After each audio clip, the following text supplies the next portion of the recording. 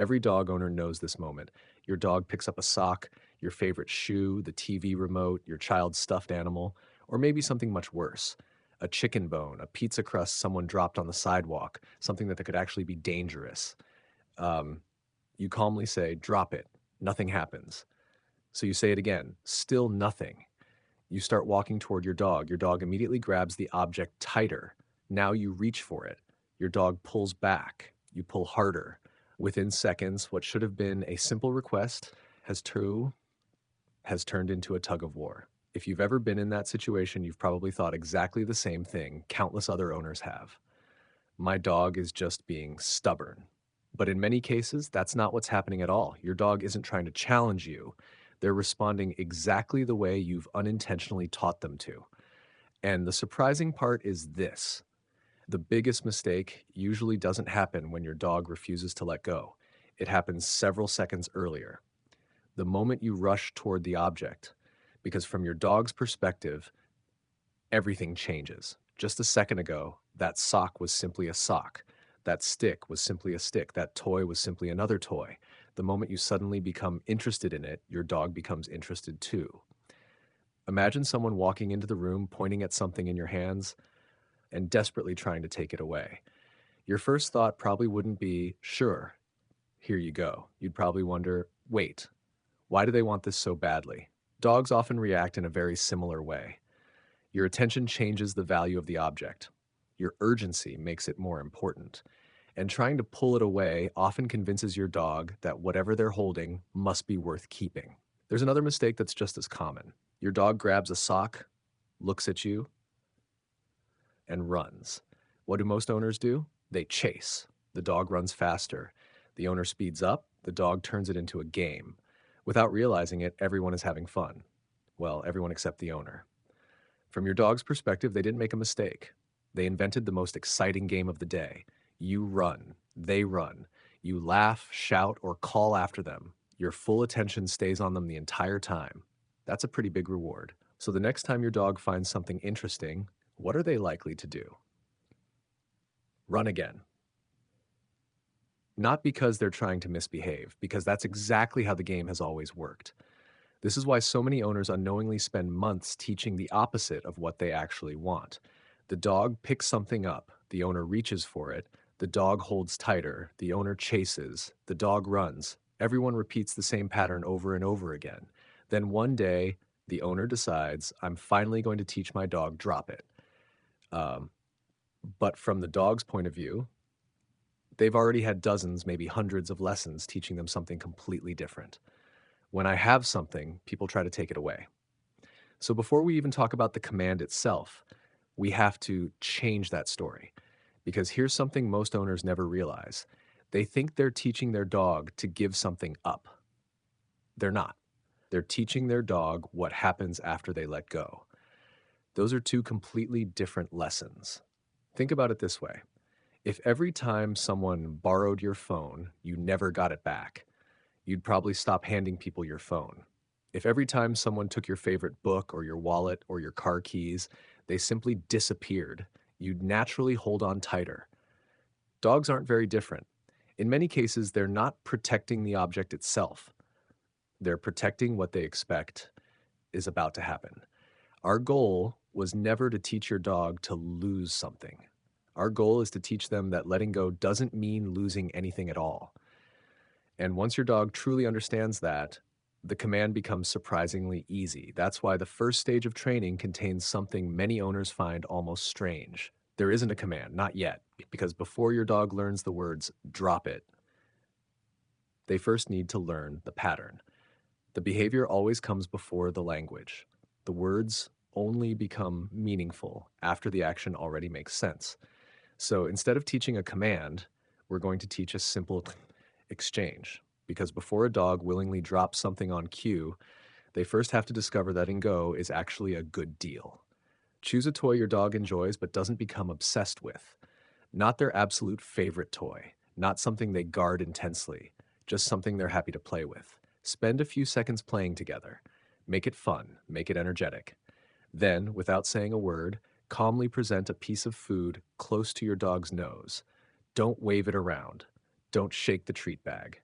Simply let your dog notice it. Most dogs will make a choice within a second or two. The moment they release the toy, allow them to eat the treat.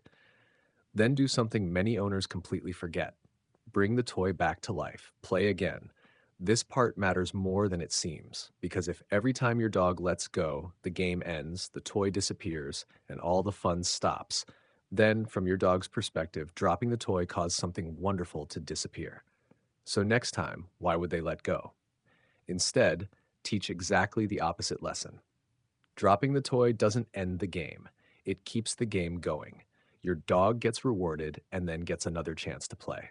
Very quickly, something interesting starts happening. Your dog stops worrying about losing the toy because they discover they aren't really losing anything. They're simply trading one good thing for another. This is the moment most owners never notice. They think they're teaching their dog to surrender an object. In reality, they're teaching their dog that letting go is safe. And that's a lesson your dog can carry into every future situation. Now, some dogs switch from the toy to the food immediately. Others don't. If your dog ignores the food and keeps holding the toy, don't assume they're being stubborn. Usually, it simply means you've made the choice too difficult. Maybe the toy is extremely valuable, maybe the food isn't exciting enough. Your goal isn't to win. Your goal is to make the correct decision easy. Sometimes using a less exciting toy changes everything. Sometimes using a better reward changes everything. Good training isn't about forcing the right answer. It's about setting up a situation where the right answer is the easiest one to make. The opposite can happen too. Some dogs become so interested in the food that they stop caring about the toy altogether. If that happens, simply make the toy a little more exciting or the food a little less exciting. You're looking for balance. You want your dog to enjoy both parts of the exercise because eventually that's exactly what real life looks like. A dog who enjoys having something and just as happily lets it go. Once that exchange becomes smooth, only then is it time to introduce the words. Notice something important. Nothing about the exercise changes. You're still playing. Your dog is still making the same choice. You're still rewarding the release. The only difference is that now, just before presenting the food, you calmly say, drop it, just once. Not louder, not more seriously, not 5 times in a row. Simply say the words. Then help your dog succeed with the pattern they already understand. At first, it may seem like your dog is responding to the food rather than the command. That's perfectly normal. In fact, that's exactly how learning begins. Every successful repetition quietly builds a connection. Your dog starts discovering that those two simple words always predict the same familiar sequence. Hear the words. Yeah. Let go. Something good happens. After enough successful repetitions, something subtle begins to change. One day you'll say, drop it, and before the food even reaches your dog's nose, the toy will already be on the floor. That's the moment you're waiting for. Because now your dog isn't simply reacting to seeing the reward, they're beginning to understand the cue itself. Many owners make another mistake right here. The first successful response feels like proof that the command is finished. It isn't. It's only the beginning. Now your job is to slowly help your dog rely less on seeing the food and more on hearing the words. Here's one simple way to do it. Say, drop it, then wait. Just 1 second. Don't immediately reach for the treat. Don't rush. Give your dog a moment to think. If they let go during that pause, wonderful. Reward them exactly as before. If they continue holding the toy, don't repeat the command. Don't start pulling. Don't get frustrated. Simply help them succeed the same way you did earlier by presenting the reward. Remember, you're not testing your dog, you're building confidence. Every successful repetition makes the next one easier. Every unnecessary failure slows the process down. As your dog becomes more confident, that 1 second pause can slowly become 2, then maybe 3. Your dog begins to discover something important. The reward doesn't disappear just because it doesn't appear instantly. That lesson is surprisingly valuable. Many dogs become impatient because we've unintentionally taught them that rewards always arrive immediately. But reliable behavior isn't built that way.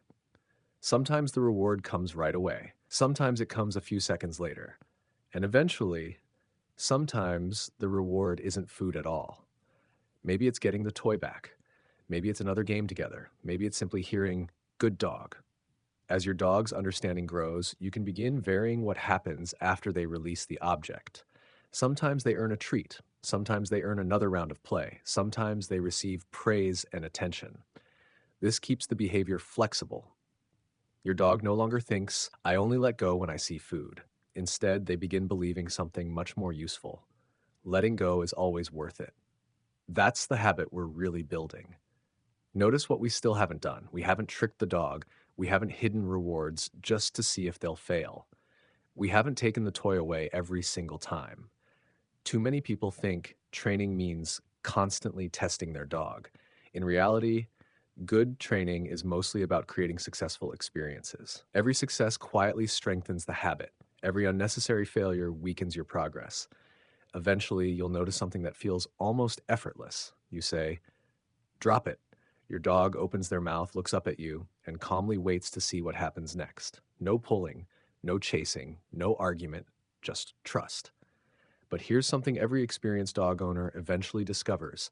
Learning the behavior with one toy doesn't automatically mean your dog understands it everywhere else.